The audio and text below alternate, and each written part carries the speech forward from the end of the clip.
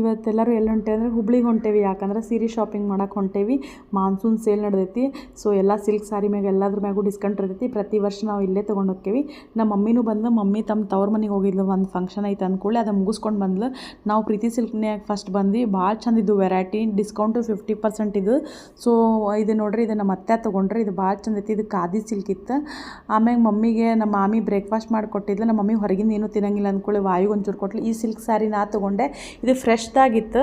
20% discount on ಫ್ರೆಶ್ದಾಗಿತ್ತು. So ಅಲ್ಲಿ ತೊಗೊಂಡು ಒಂದು ಟೋಟಲ್ ಒಂದು 10 ರೇಷ್ಮೆ ಸೀರೆ ತೊಗೊಂಡ್ವಿ ನಾವು. ನನಗೆ ಅಷ್ಟಲ್ದ ನನ್ನ ಫ್ರೆಂಡ್ಸಿಗೆಲ್ಲರಿಗೂ ಅಲ್ಲಿಂದನೇ ತೊಗೊಂಡು ಹೋಕ್ಕೇನಿ. 4 ಗಂಟೆ ಆಯ್ತದ, ತಲೆನೂ ಸಾಕತ್ತು ಸೀರೆ ಚಾಯ್ಸ್ ಮಾಡಿ. ಸೊ ಊಟ ಮಾಡಕ್ಕೆ ಬಂದ್ವಿ. ಸೊ ಅಲ್ಲೇ ಹೋಟೆಲ್ ಇತ್ತು, ಅಲ್ಲೇ ಊಟ ಮಾಡಿದ್ವಿ. ವಾಯು ಅಂದ್ರೆ ಊಟ ಮಾಡಕ್ಕೆ ಕೊಡವಲ್ಲಾಗಿದ್ದ. ಹಿಂಗೆ ಮಾಡಿ ಊಟ ಮಾಡಿ ನೆಕ್ಸ್ಟ್ ಬಂದ್ವಿ ಗಂಗಾವತಿ ಸಿಲ್ಕ್ಗೆ. ಅಲ್ಲೂ ಭಾಳ ಚಲೋ ಇದ್ದು.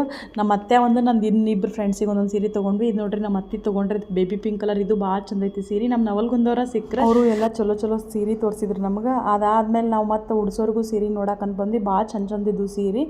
ಸೊ ಅಲ್ಲೇ ನಮ್ಮ ಮಮ್ಮಿ ಒಂದು 5 ಸೀರೆ, ನಮ್ಮ ಅತ್ತೆ ಒಂದು 5 ಸೀರೆ ತೊಗೊಂಡ್ರು. ಆದ್ಮೇಲೆ ನವಲ್ಗುಂದಾಗ ಮಮ್ಮಿ ಅಪ್ಪಾಜಿನ ಬಿಟ್ಟು ನಾವು ಮುಂದೆ ಹೋದ್ವಿ. ಆಯಿಲ್ ಜೋಕಾಲಿ ಆಡಕತ್ತ.